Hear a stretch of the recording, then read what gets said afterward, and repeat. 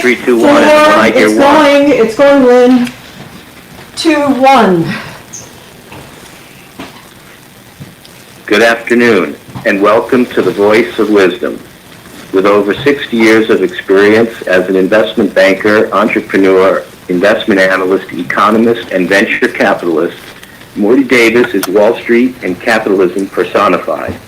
The over 400 companies for which he has raised more than $3 billion over the years have created a countless number of jobs and exciting new products.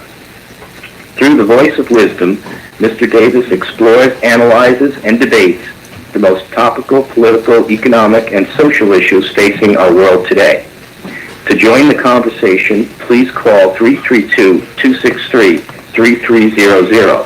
That's 332-263-3300. And now, Mr. Davis.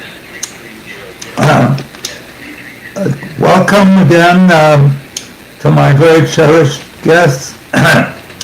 Unfortunately, whatever the case may be, I have 60 years of tremendous knowledge and experience and achievements in the investment banking area and raising money for companies, especially health and pharmaceutical and biotech companies and tech companies. I even did an offering for Jonas Salk, who created the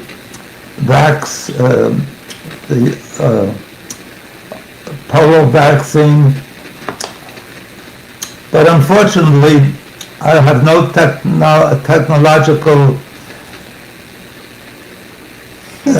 talent or capacity, so I'm sorry for the delay in getting our podcast started. Please forgive me and try to understand. I may be brilliant in some areas, but clearly in technology, I'm way backward. My wife wouldn't even let me put a bulb into the socket because she was afraid I'd blow up our house. So now we're not all equal, because I'm not equal to most of you in terms of technology. I almost choked on the sucking candy that clears my throat. So Morty, what are we going to talk about today?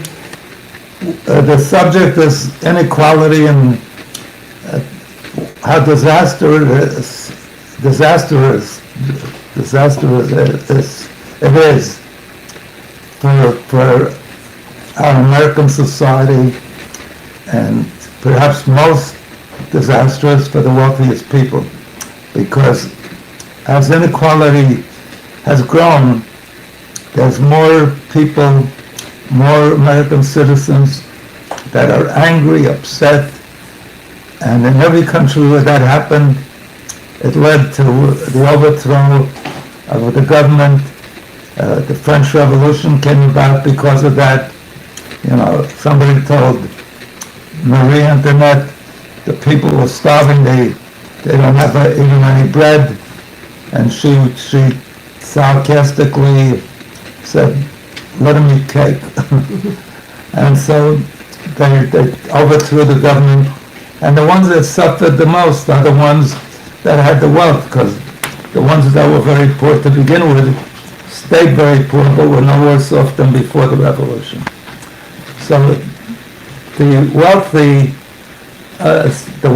of us should have the greatest vested interest in eliminating that gross inequality. I'm not in favor of making everybody equal.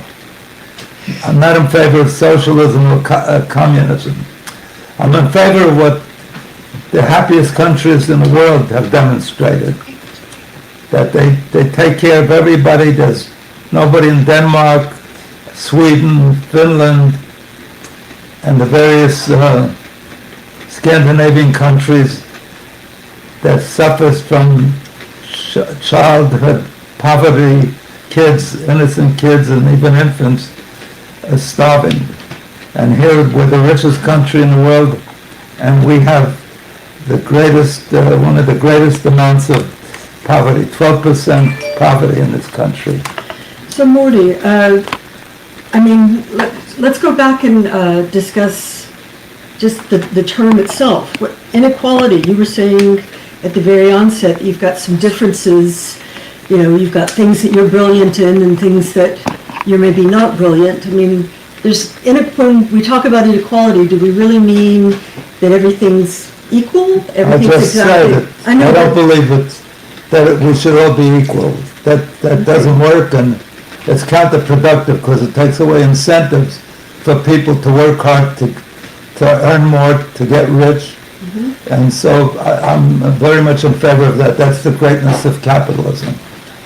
But over the years now, especially after the last 30 years, we have gross inequality, terrible inequality. I'll give you one example. 30 years ago, the average... it doesn't matter. 30 years ago, the average worker, blue-collar worker, made 1/20th of what the chief executive or the owner of the business made. Today, the average CEO of the major companies are making 300, 400, 500 times and even more what the average blue-collar worker for their company is making. That's outrageous. There's no reason for that. I believe in incentivizing management and rewarding them well, but it shouldn't be, you know, I'm not sure I got that number right, 300 to 1 or 500 to, it's extravagant, it's astronomical. So we got to do something about getting more to the people that really need it, and less, even they earn it, less to the people that are running the companies and deserve the riches they achieve. But unless we, by we I say, I mean those of us who are well off, who are wealthy, take care of those at the bottom and see that they're not angry and rebellious, and as I said, in every South American country throughout the world where there was gross inequality, where those at the bottom were suffering the most, those countries had their governments, their democratic governments, or even their dictatorial governments overthrown. So it's not in anybody's interest to continue along those lines. And when I say that, what's the word, malign? Every time I say that, people on the extreme right say, oh, you're a socialist or a communist. And those words have come to be so maligned. What was the other word we decided it was? Anyway, there's a better word. Oh, pejorative. It's a pejorative. So pejorative. Yeah. So pejorative that the minute they say that, everybody's turned off. You know, because no Americans, or very few Americans, really want or ever wanted socialism or communism. So I'm not in favor of that. And what I'm in favor of, and what works, is what I pointed out, the Scandinavian countries, which are the happiest, the 5 happiest countries in the world. A survey is done every year. The United States, being the wealthiest country, you'd think they'd be number 1, or at least the top 5. Even Israel's ahead of the United States. They're number 10. And the United States is number 16. It's sad and it's outrageous, and it shouldn't be. So we gotta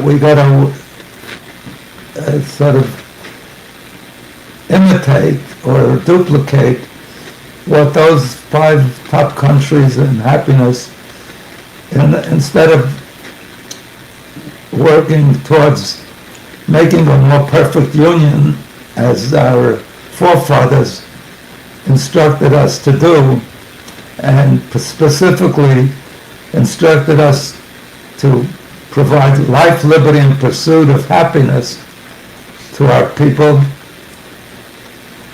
We have evolved to where we provide life, liberty, and ever-growing GDP, gross domestic product, more production, more growth, more consumer goods, and specifically and primarily more profits.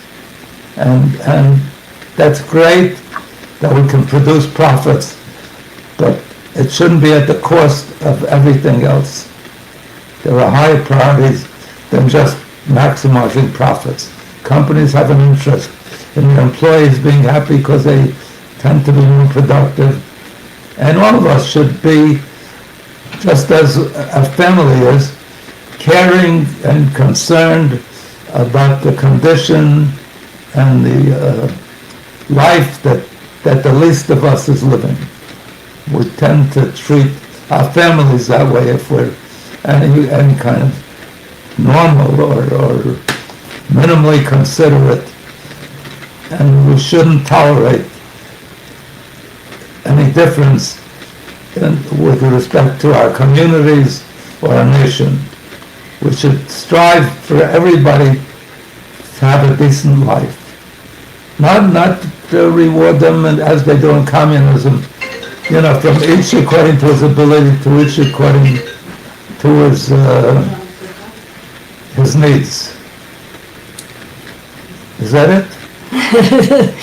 Well, that's certainly speaking to our great ideals. As you were talking about life, liberty, and the pursuit of happiness, that's from the beautiful preamble to the Declaration of Independence. And one of the bold statements that just precedes that is, we hold these truths to be self-evident that all men are created equal. Right. That I think very much like what you were referring to before, it's not equal in the sense that we're all identical or even identical in terms of our wealth, but that we have equality before the law and equality of opportunity to make the most of our life.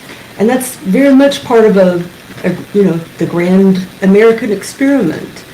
And how is it that it's come to pass that in this country, above all others, we have the greatest amount of inequality of any developed country on the planet and in the history of the planet?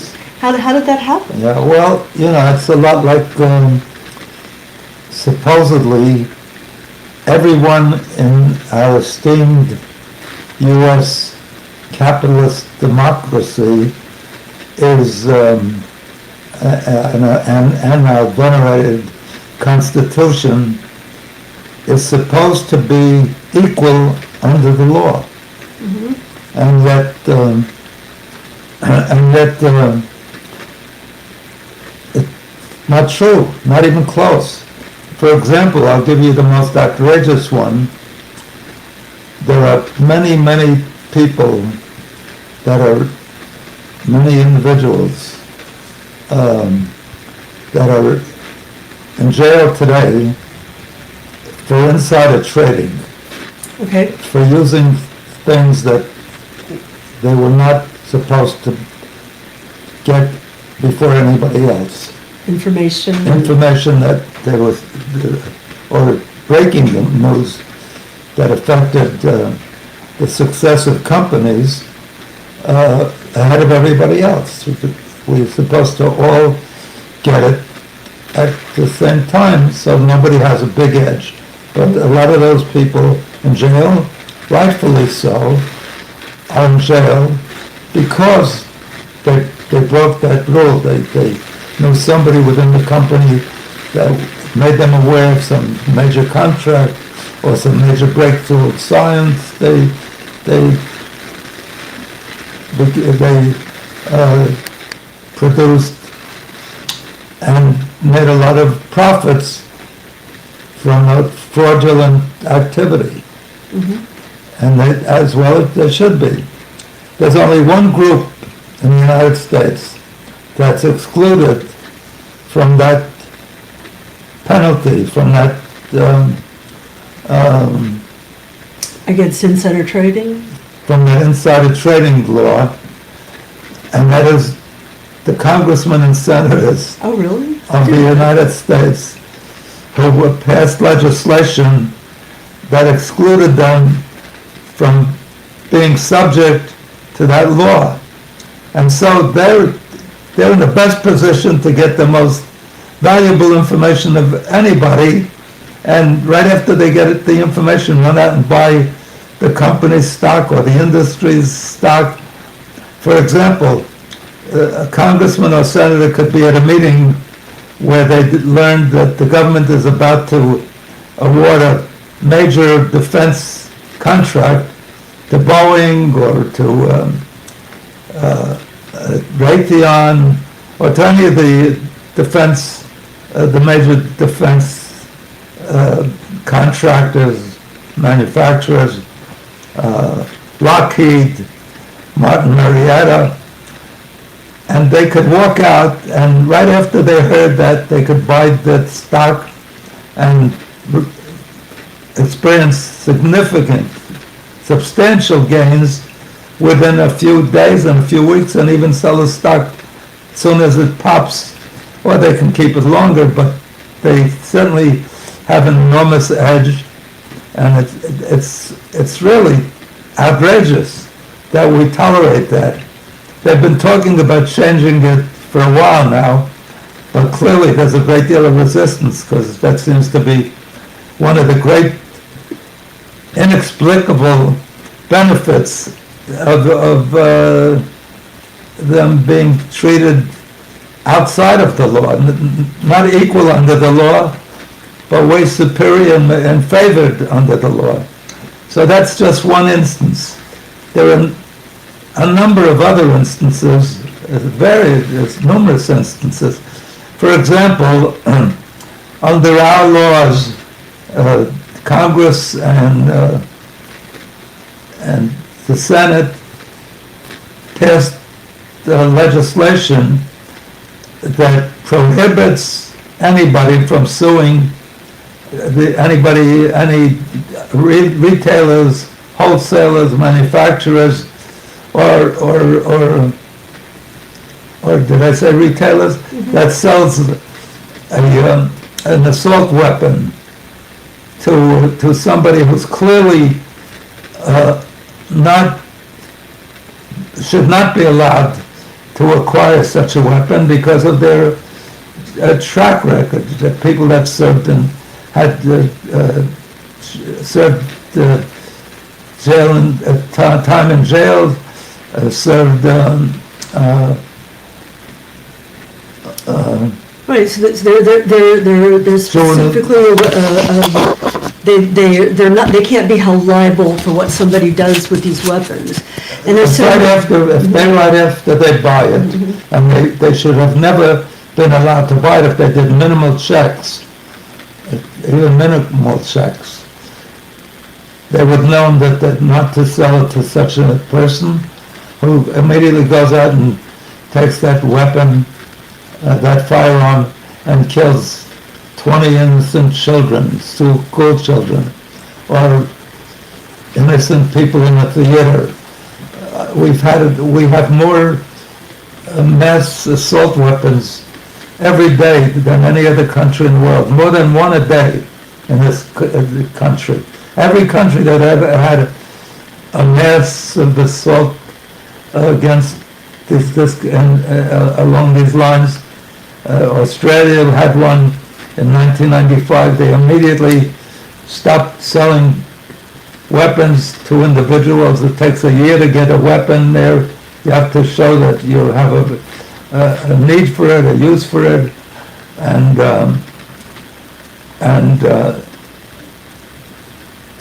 they go through a police checkup at the end of the year. it's very hard, difficult to obtain a weapon unless you really need it. And certainly not an assault weapon, which was made for the military so that they can kill the most people most rapidly. One of the things I've heard you say a lot on topics like this is that we've, with the great power, with the great money, we incentivize, these extreme profits, which then let people create rules, which let them further increase their profits, and anything that increases profits, and nothing's more profitable than the arms industry. All of that gets to move forward. However, when it comes to anything like liability and or any of the offsets, that's when these very same groups go and that's the only industry that has gotten Congress to pass this outrageous protective law. There's no other industry that has that. Automobiles, they kill people and they're not protected. They get sued for negligence, for weaknesses of their product. Pharmaceuticals, also, I think. Pharmaceuticals are favored as well. Pharmaceuticals got legislation passed. They're not equal under the law because Congress passed legislation that enacted legislation that prevents Medicare, the largest consumer of drugs and pharmaceuticals, from negotiating lower prices. They're the most powerful consumer and could readily achieve lower prices. So how do we break a through their cycle? power? And there's a law. Well, the real problem is even more basic, because we're a democracy where supposedly the majority rules through its votes, whereby it indicates what it chooses, what it wishes to get passed, and is overruled or is disregarded by the donors to the wealthy donors to the elected officials. Can I insert one thought here? That another way in which power helps influence this is that our media is owned by private interests who have vested interest in people hearing certain types of news and not hearing other types of news. So not everybody necessarily is aware of all of these issues, as you are, who actively go out and look for the information. I was reading... But we do know that 70% or 80% or even more are in favor of American citizens, are in favor of some form of gun control. However, because the gun lobby is so profitable, incidentally, I read recently that the gun industry earned $3 billion during the pandemic. They never sold so many weapons or guns in the history of the country. And they buy off it's called legalized bribery. It's donations, But on the topic of inequality... Hello? Yes. Can you hear me? Yes, if you could just hold 1 second, Yeah. please. If you could hold 1 second, please. Most Americans are not concerned about inequality. They think that it's a natural state of the world that there is inequality. And so they're not pushing for reform on the issue of inequality because they just don't think it's a problem. No, they accept it because they have no way of, the little guy has no way of dealing with it. He could be upset by it, he can act badly, he can commit crimes, and that's why we have growing crimes by that underclass. So But we live in a society where we have legalized bribery of donors, of our legislatures, of our U.S. congressmen and senators, by the donors telling them what they want them to vote for. And if they bring up... Hello, can I? Yes. I'm a caller. Can I speak up? Yes, Thank you. yes, caller.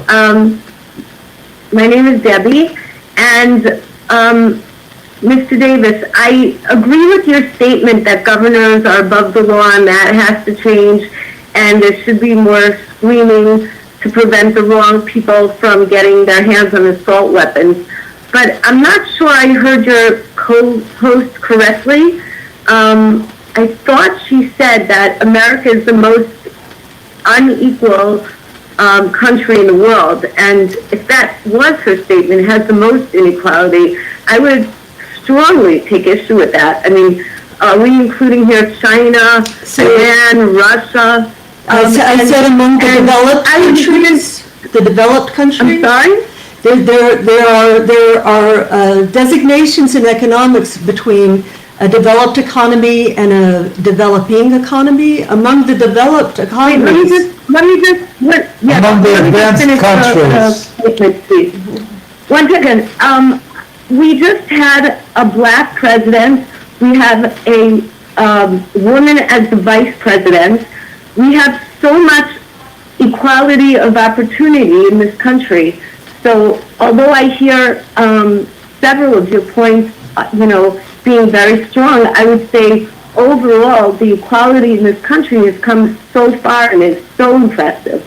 And I think ever since President Obama had started acting as though it were a real problem, when I think in fact it wasn't, I think it's been making a real schism in this country, and everybody trying to pretend there's so much inequality when actually we've come such a long way and we have so much to be proud of in this country.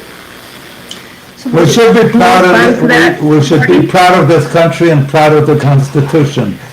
But notwithstanding that, we do have enormous inequality. We don't have equality under the law. We have, for example, during the draft, we had people that escaped the draft, wealthy people, because they got their doctors. The best example of that is Trump. Trump was never an ailment, has never had a serious illness that kept him out of the army, but he got his doctor to send, to produce a letter, to give him a letter that says he was incapable of serving in the army. That the wealthiest people hire the best lawyers and pay enormous, astronomical fees, and somehow avoid getting nailed, seriously nailed. They get a slap on the wrist often, or a significant, maybe a very large fine. But so those are some of the benefits of having wealth. But I think the question was about what is the nature of inequality, because we've had a black president and a female vice president and/or these sorts of things. The point that I was bringing up about the great inequality is about economic inequality. Yeah. That is, the concentration of wealth in the country has risen to the levels of... Just because we had a black president and a lovely first lady, a black first lady, doesn't mean that the black community in this country, the black citizenry in this country, isn't suffering the largest amount of poverty of any group. So just electing a black president or having a black vice president, woman vice president, doesn't say we've achieved any kind of near equality. We Don't you think we've achieved a lot of equality, given that statement? That's a lot of equality. It's just... Should everybody it doesn't deal... It doesn't deal with the outrageous inequality. you say it produces a lot of equality. It's not perfect, you say. So you're It's saying not, it's not perfect equality? look, let me restate it. I said we're the wealthiest country in the world, which have the least poverty. We don't. We're the wealthiest country in the world, without doubt. And we should be, accordingly, the happiest, or amongst at least the 5 happiest or the 10 happiest, we're not. Well, within the developed economies, meaning that, we have certain things in infrastructure, we've got certain types of transportation. I mean, within the developed economy, we have the highest rate of childhood poverty. That is, children who literally go to bed hungry every night.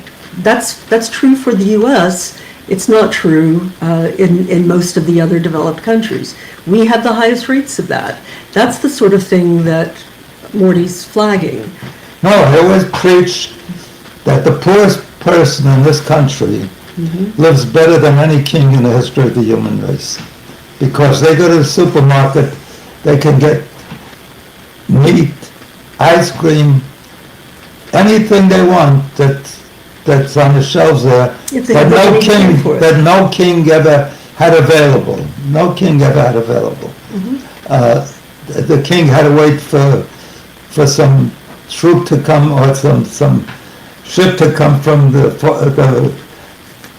Far East to bring some spices or some unique foods. They had no refrigeration, so they couldn't store their meat. There's no comparison, and that goes for entertainment for a $75 television set. The poorest person in this world, in this country, can get the most amazing variety of entertainment, including sports, movies, you name it, debates. So then what's the problem? Then what's the problem? Why do we have to be equal? Because there shouldn't be any, I'm not saying we should be equal.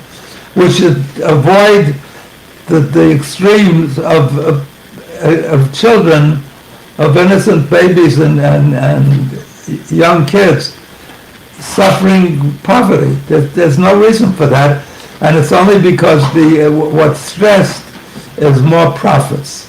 The government reaches accommodation to look, let me give you the worst example of that. In California, they passed a law some years ago that if somebody commits 3 what is it called? Felonies, 3 felonies. The first one, they put him in jail for a limited time. The second one, somewhat more. And if he commits the third time, a third felony, he's locked up for life. Now, to give you another example of the inequality, the bankers who brought us and the Wall Street chief executives who are paid enormously, who have the most astronomical pay, who had the most, at that time, the most astronomical Paydays.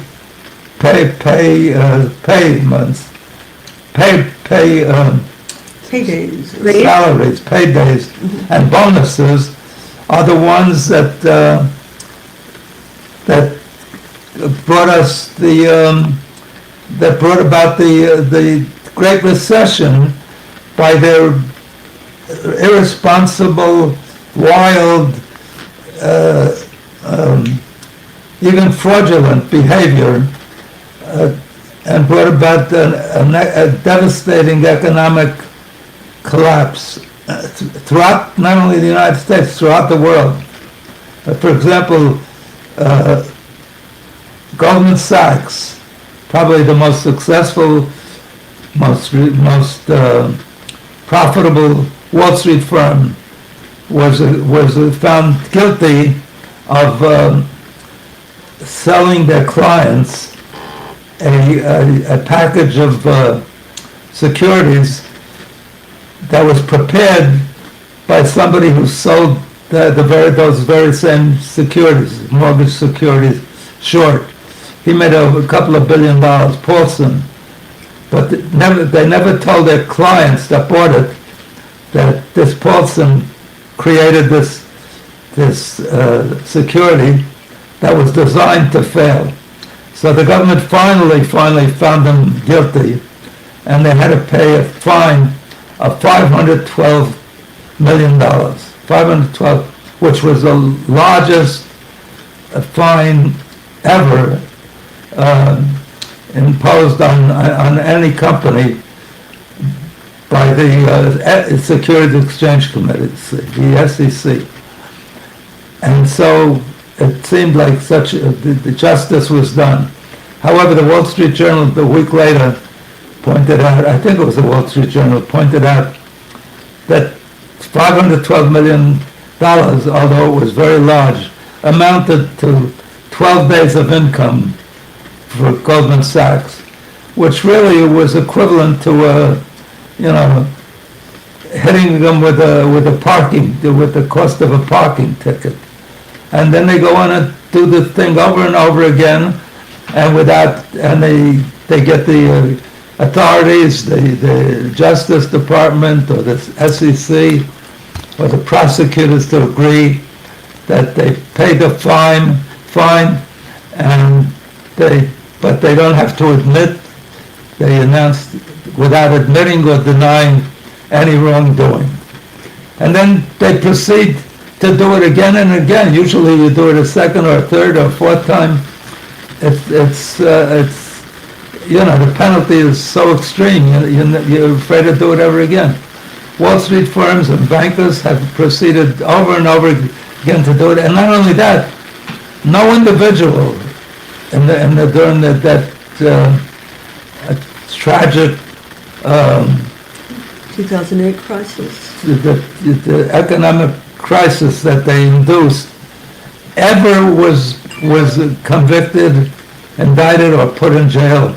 It was only their firms that paid vast amount of money, but it was people that performed that executed these wrongs, and not one of them that I know of was ever paid for his felony, actually, by serving time. So you could see how unfair and unequal is the justice system from that imposed on the wealthiest as contrasted to those imposed on the poorest who may have committed the crime just buying stealing a batch of food or some clothing or something. That each time that's a felony, the third time they'd be hit with a lifetime imprisonment. And these guys that performed all these, that executed, that enacted all these tremendously painful and world devastating economic disasters, never paid. No individual were hit with only as if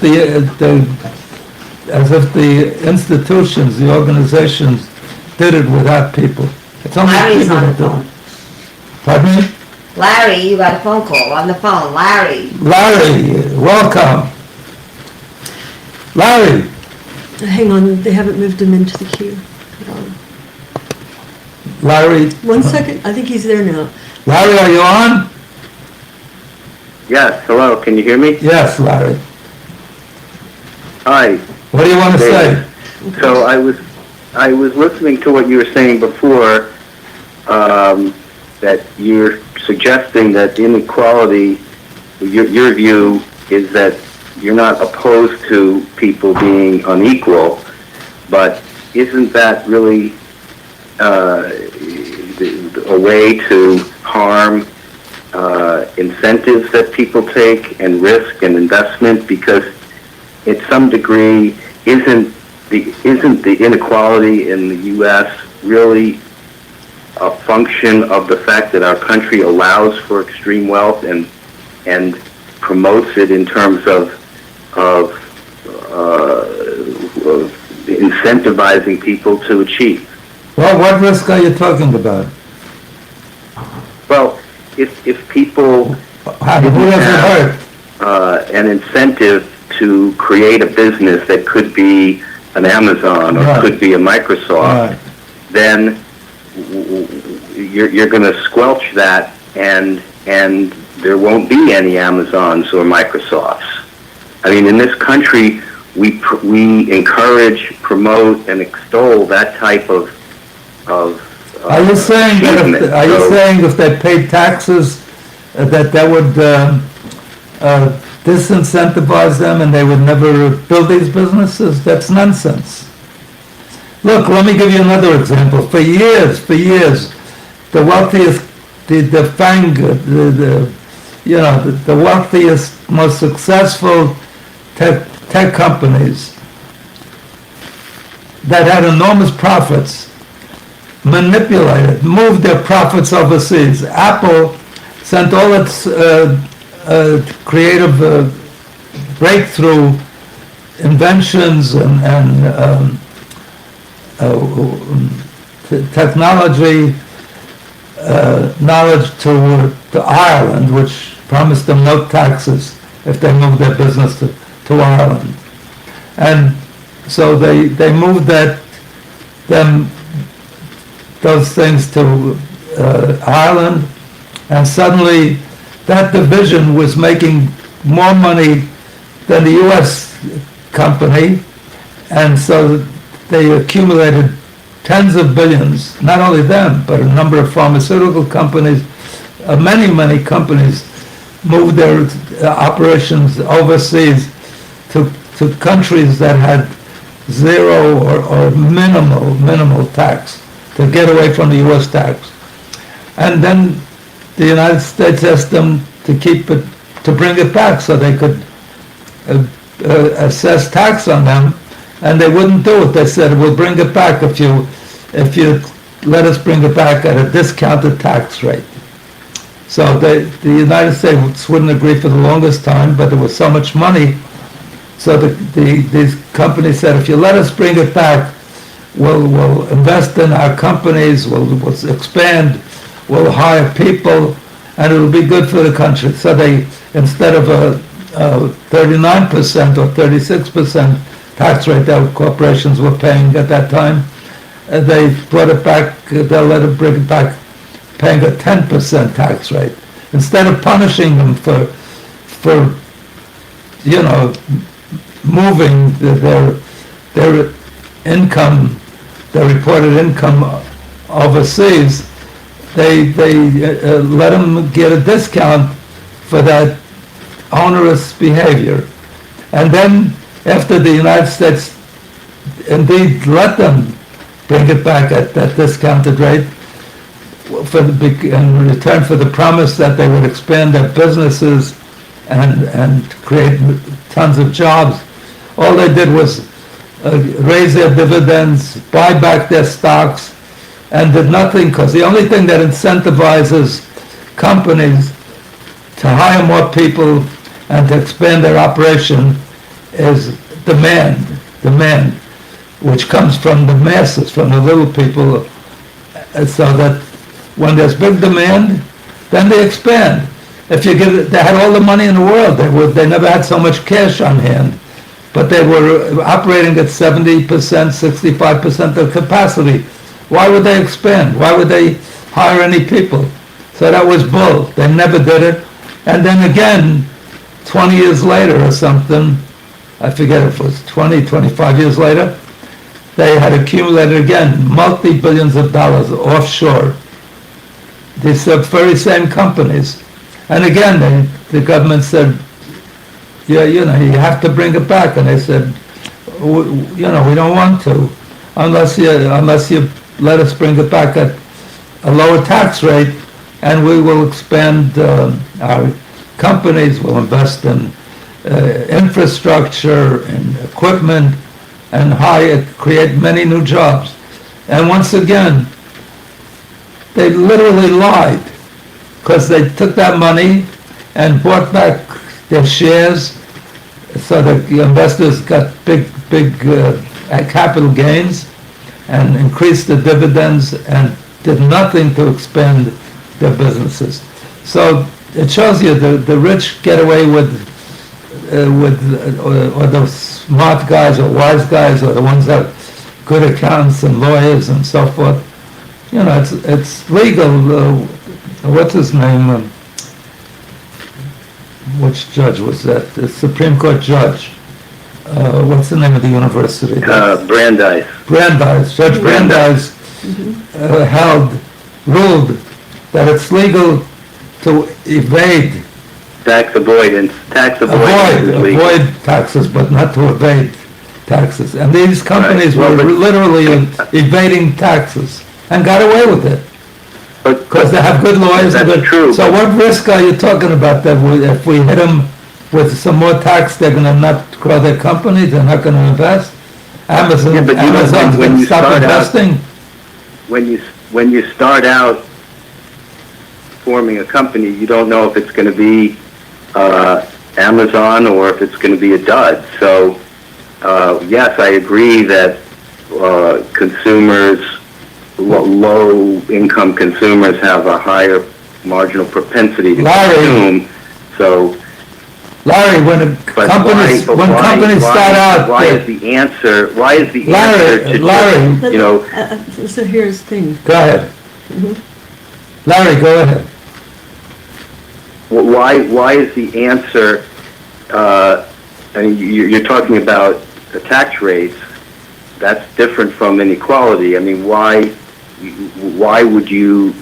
the answer just to reduce the wealth of people like Gates or Buffett or Bezos through some sort of billionaire tax or some other way to redistribute that, you know, their wealth? I mean, why? There is so much inequality between them and other people in the country because they created a legal, successful business, which you know, resulted in that inequality. The reason we see that in this country is because, you know, we don't confiscate wealth the way other countries might, and therefore the inequality becomes more apparent here. Larry, can I make two comments? Why is that bad? Can I make two comments Yeah. on what you said? Number one, Warren Buffett is either the second largest or third largest, wealthiest individual in the United States, and amongst the wealthiest throughout the world, said that it's outrageous that he pays a lower tax rate than his secretary, and feels that he should be taxed more to help the country to do better, deal with its deficits, and build infrastructure. He wants a better country, a better world. So here's a guy with values who's saying. Secondly, I want to tell you, startup companies pay no taxes. So I don't know what you're talking about.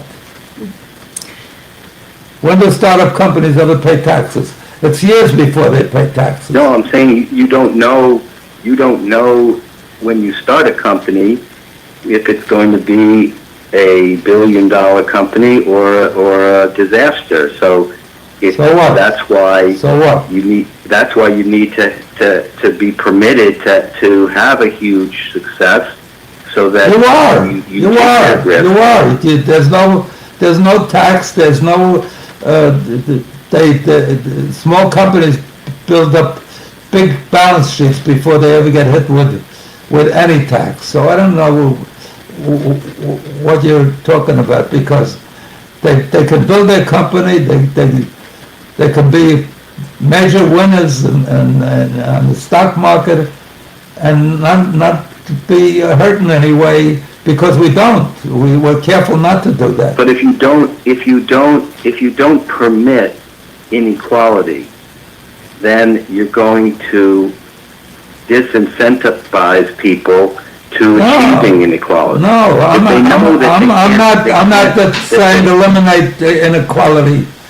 You got me wrong. I'm not saying eliminate inequality. Well, So then, how much inequality is permitted then? A little bit? I mean, that's where, who decides? A lot of inequality, but Can I interject here? not to the point where we have the wealthiest country in the world, and we have so much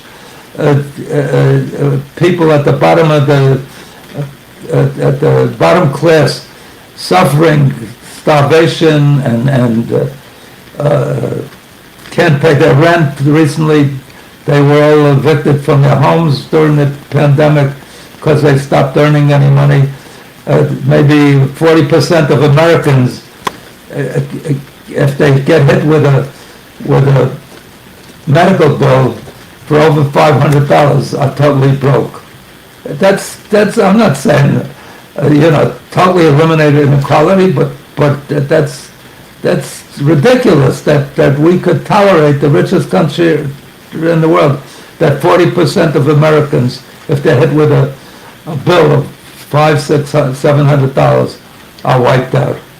Can't pay for their food, can't pay for their... So one of the keys is being able to have savings, having most people in the country having enough income to be able to have some sort of savings and or access to safety net. How are they going to have savings if they're... No, but they can't meet their daily... No, but that's the point, that when you're talking about mitigating inequality, so I was doing a bunch of reading about on inequality around the world and throughout history, and the economists and the social scientists use something they call the Gini coefficient, right? So there's an actual measure when inequality becomes dangerous. It's not that 20% have more than this 20%. It's not just that there are differences. It's when the curve gets to the point that all the wealth is basically amassed. Look, what was more ridiculous than Trump giving a $200 billion, maybe a $2 trillion tax cut to the wealthiest in 2017? Rather than paying down the deficit, and that's a big cause of the current inflation. Than anything. Yeah, but what I wanted to say is the people that didn't need it, that won't increase their spending by one iota, because if you give Bill Gates another 10 million, he isn't going to change his spending habits. He's got all the yachts he needs, all the airplanes he needs. But if you give it to the lower class, they spend 100% of what they get, and even more. They borrow and so forth. They're the ones that... So that makes a more robust economy that fuel the economy. They fuel the economy. They're the ones that make the economy grow. The one point I wanted to bring about this Gini coefficient is that, and we're on the wrong side of it now, what happens across history, across the world, is that, and you can start with the idea of crime, and these are what we call crimes that are not property crimes, not people stealing from each other, but violent crimes always increase once you get to this point, because society just begins to fall apart. There is and we are unfortunately on the wrong side of that now, and that's what makes, because there's too much disequilibrium. Unfortunately, Larry stated what the extreme conservatives on the right I think some moderate Republicans feel that way also. I mean, I think it's not just... Well, yeah, the Republicans in general say, but he's repeating word for word what these people say. Oh, it's going to lead to socialism. It is socialism. It is... How could you make everybody equal? We're not talking about making everybody equal. Nobody's suggesting that. God forbid. I love capitalism because people can become rich and not penalized for being rich. They have to pay a tax, yes, but they're not inordinately burdened with taxes. Look, you don't need anybody more impressive or more knowledgeable than Warren Buffett when he says, it's unfair that I pay a lower tax rate than my secretary, or that they should raise my taxes. He's not the answer by so many others is, Well, if he wants to pay more taxes, let him pay more taxes. But stop telling me to. And the people that on Wall Street and the bankers that share in the capital gains made by their investors get a special tax rate, even though the profits that they receive on the capital gains emanate from their work and should be taxed. 2 minutes to the end? Oh my God. The end is nigh. That's inequality. We should have another 2 hours. Anyway,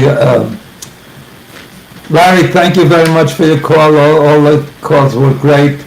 And thank you, Thank you. Anna Marie Rumi, Alberghetti. for your input today. And thank you all for tuning in.